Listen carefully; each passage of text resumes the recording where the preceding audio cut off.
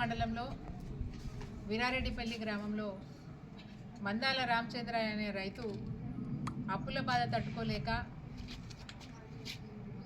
మొన్నటి ఉదయం పత్తి మందు దాగి ఆత్మహత్య చేసుకున్నారు. నిన్న ఉదయం వారు అకాల మరణం చెందినారు. కాబట్టి ఆ కుటుంబానికి సానుభూతి తెలియజేస్తూ రైతుల ఆత్మహత్యలు కాంగ్రెస్ ప్రభుత్వం వచ్చినప్పటి నుంచి కూడా నిత్యకృత్యాలు అయిపోయినాయి. ఇప్పటికే అధికారికంగా తెలిసిన లెక్కల ప్రకారం ఇప్పటికే 434 ఆత్మహత్యలు జరిగినాయి. ఇంకా అధికారుల దృష్టికి రానివి, బయటికి రానివి ఎన్నున్నాయో తెలియదు.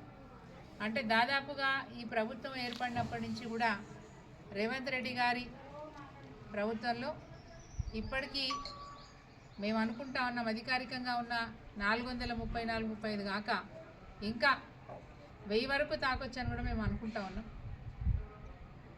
రైతుల భవిష్యత్తు అంధకారం అయిపోతూ ఉంది. అన్నం పెట్టే రైతు ఈ నేల మీద లేకపోతే భవిష్యత్తులో మరి కరువు కాటకాలతోని అల్లాడిపోయే పరిస్థితి.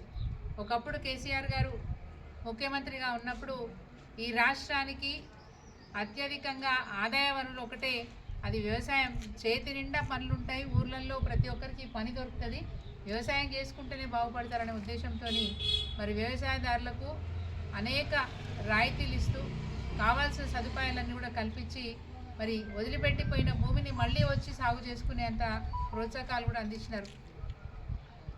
అది రైతు బంధు కావచ్చు, పెట్టుబడి సాయం కింద సంవత్సరానికి 10,000 ఎకరానికి ఇవ్వడం, దాంతోపాటు నాణ్యమైన కరెంటు, కోతలు లేని కరెంటు సరఫరా చేయడం, అదేవిధంగా మిషన్ కాకతీయ ద్వారా చెరువులు తవ్వించడం, సకాలంలో ఎరువులు రైతు ఏమి ఇబ్బంది పడకుండా నెల రోజుల ముందే సకాలంలో ఎరువులు అందుబాటులోకి తీసుకురావడం, ఆ తదనంతరం మరి పంట పండించిన రైతు కూడా మళ్ళీ అమ్ముకుంటానంటే కూడా ఎక్కడికక్కడ వరి కొనుగోలు కేంద్రాలు ఏర్పాటు చేసి రైతులకు అందుబాటులో కల్లాల వద్దనే వరి కొనుగోలు కేంద్రాలు ఏర్పాటు చేసి గిట్టుబాటు ధర ఇస్తే కూడా వారం రోజుల లోపలనే, పంట కొన్న వారం రోజుల లోపలనే రైతుల ఖాతాలలో వేసిన ముఖ్యమంత్రి కేసీఆర్ గారు బ్రహ్మాండంగా రైతుకు పట్టం కట్టి రైతునే రాజులు చేయాలనే గొప్ప ఆలోచనతో ముందుకు సాగారు. ఒకప్పుడు తెలంగాణ రాష్ట్రంలో 2014లో గణాంకాల ప్రకారం చూసుకుంటే 60,000 మెట్రిక్ టన్నుల వరి పండించిన రైతు 2023లో వచ్చేవరకు 3,50,000 మెట్రిక్ టన్నులకు ఈరోజు ఇక్కడ వరి ధాన్యం పెరిగింది అంటే, ఉత్పాదక పెరిగింది అంటే అది రైతు కష్టం. రైతు వెనకాల ఉన్న కేసీఆర్ గారు రైతుకు వెనకాల వెన్నుపూసగా ఉండి అండదండగా ఉండి రైతులను ప్రోత్సహించినారు. కాబట్టి ఇగో ఈ విధంగా ఇంత మంచి పంట వచ్చిందని చెప్పక తప్పదు. ఇంత గొప్పగా ఉన్న ముఖ్యంగా తెలంగాణ ఏ దశకు వచ్చిందంటే దేశానికి బువ్వ పెట్టే స్థాయికి ఎదిగింది. దేశంలో అత్యధికంగా వరి పంట పండించేది ఎక్కడ అంటే అది తెలంగాణ అని చెప్పుకునే స్థాయికి, రికార్డు స్థాయికి చేరుకుంది. అట్లాంటి తెలంగాణలో మళ్ళీ ఈరోజు రైతుల ఆత్మహత్యలు జరగడం దురదృష్టం. మరి ఈరోజు మంద రామచంద్రయ్య గారి కుటుంబ పరిస్థితి చూస్తే చాలా దయనీయంగా ఉంది. వాళ్ళ భార్య హంసమ్మ కూలీనాలు చేసి ఇల్లు గడుపుతూ ఉంది. ఆమెకు కూడా కాళ్ళు నొప్పులు ఉన్నాయి. అయినప్పటికీ కూడా బతుకు భారమైనప్పటికీ కూడా జీవనోపాధి, సరైన జీవనోపాధి లేకపోయినా కూలీనాలు చేసుకుంటూ బతికేస్తూ ఉన్నారు. అదృష్టవంతులతో 2 పిల్లల పెళ్ళిళ్ళు అయిపోయినప్పటికీ అబ్బాయి పెళ్ళయింది, సరైన ఉద్యోగం లేదు. మరి ఆ కుటుంబాన్ని ఈ ప్రభుత్వం ఆదుకోవాలని చెప్పి మేము డిమాండ్ చేస్తూ ఉన్నాం. రైతుల ఆత్మహత్యలు ఉండకూడదు అనుకుంటే ప్రభుత్వం వెంటనే చర్యలు తీసుకోవాల్సిన బాధ్యత ఉన్నది.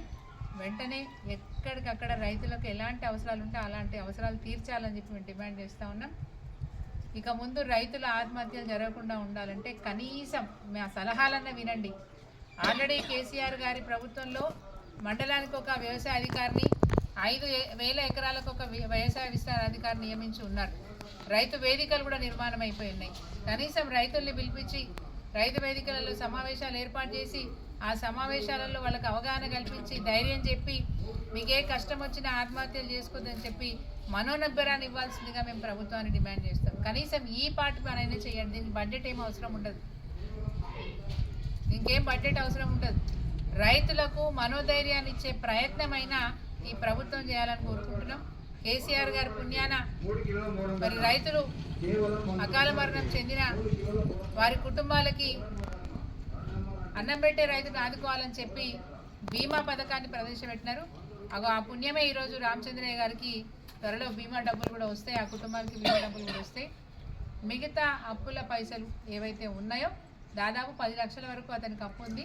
మరి మిగతా డబ్బులు ప్రభుత్వం తప్పకుండా ఆ కుటుంబానికి సాయం చేయాలని చెప్పి మేము డిమాండ్ చేస్తాం.